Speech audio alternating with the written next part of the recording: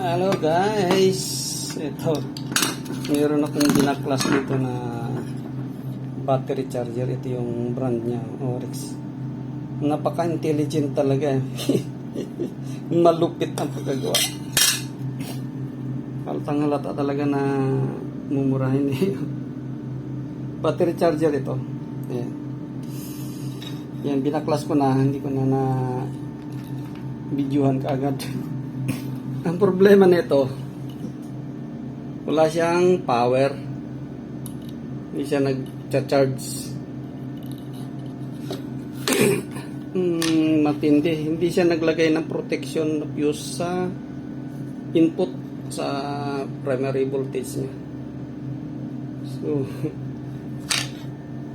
dito sa saksakan, sa plug, meron siyang power. Meron siyang dito sa dalawang wire nito, meron siyang output na 220 rin kasi 220 ang supply. Ngayon, ito malupit. Pagdating dito,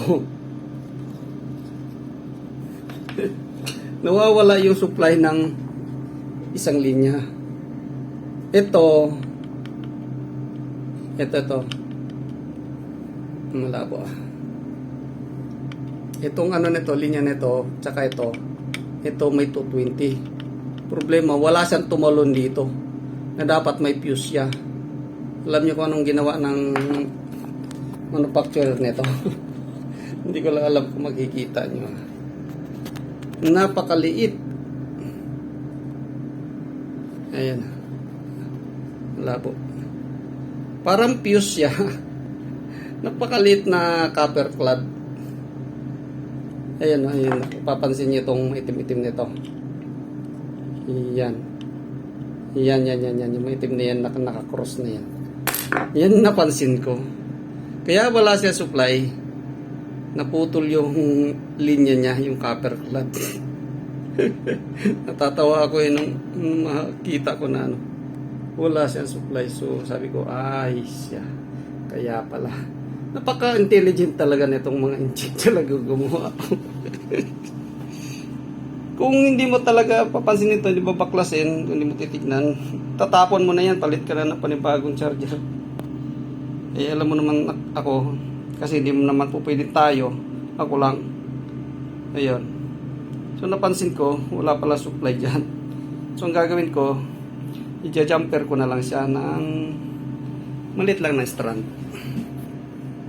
Yun lang ang gagawin ko. Sandali. Ikakat ko muna dito Ipakita ko na sa inyo mamaya. Ayan. Ang gagawin ko, kasi hindi naman po pwedeng tayo, sabi ko nga, gagawan ko na rin lang ng paraan. Lalagyan ko siya ng jumper na rin. Siguro mga ano ko lang, estimate ko lang na mga, kasi mababa lang ang wattage nito.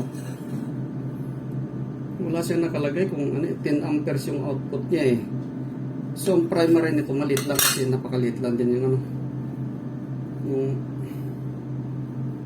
wire na ginamit. So ganun lang ang gagawin ko, guys. Ito, baka maka-encounter kayo ng ganitong klaseng charger.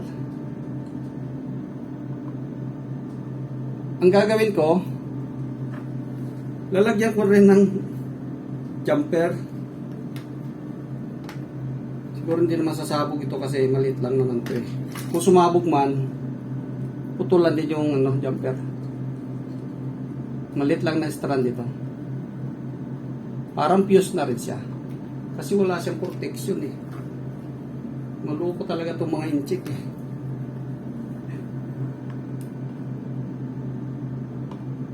Kumbaga napaka-intelligent talaga.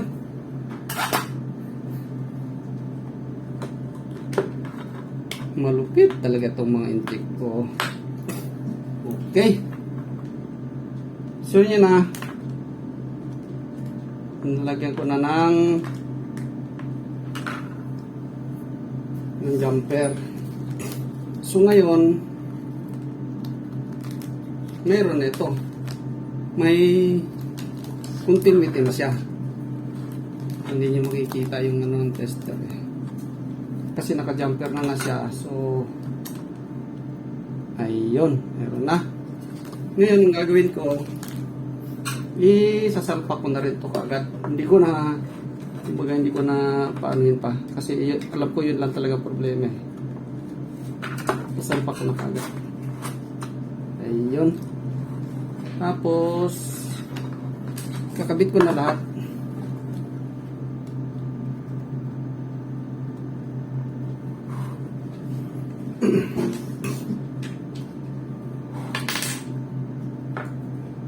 Ilang tornilyo lang naman ito.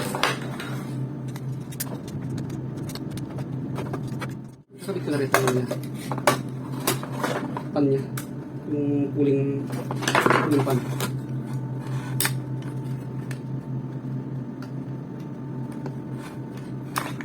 Yun. Ang gagawin ko, ititesting ko muna, papakita ko sa inyo kung okay na nga ba yun. Baka kasi mapahiya ako eh. Alam na. Ayun. So, ito. Saan na yung tester ko?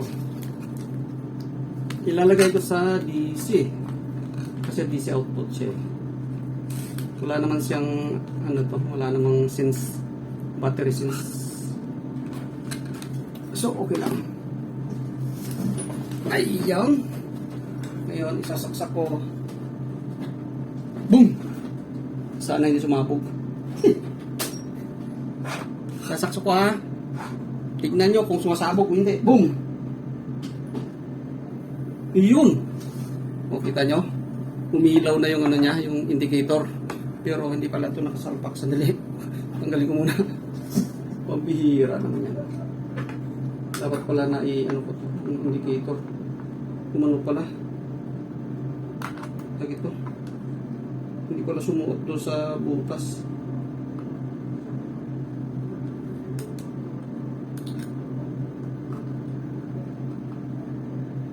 Ayun. Kanina to wala siyang indicator. So ngayon, okay na.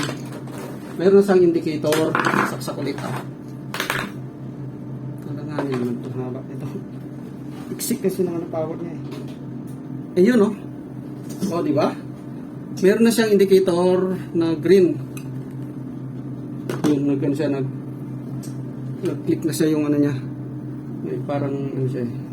Ngayon, yung dito, meron na siyang 14.14 volts ang output na DC. Yan, naka-DC tayo, DC. 14.15 volts DC. O, diba? So, okay na ito. Ang naging problema lang talaga niya, yung copper clad na parang ginawa niya, pinaka-fuse na rin. Yun nga lang, kung hindi mo papansinin, hindi mo makikita, hindi mo titignan talaga ng maayos. So, yan lang. Natatawa lang ako kasi sa halip na lagyan nila ng fuse, anong nangyari? Nilagyan nila ng copper clad lang, parang jumper lang. So, yun lang. Yan ang laman niya. Ito yan siya. Diba? Ganyan.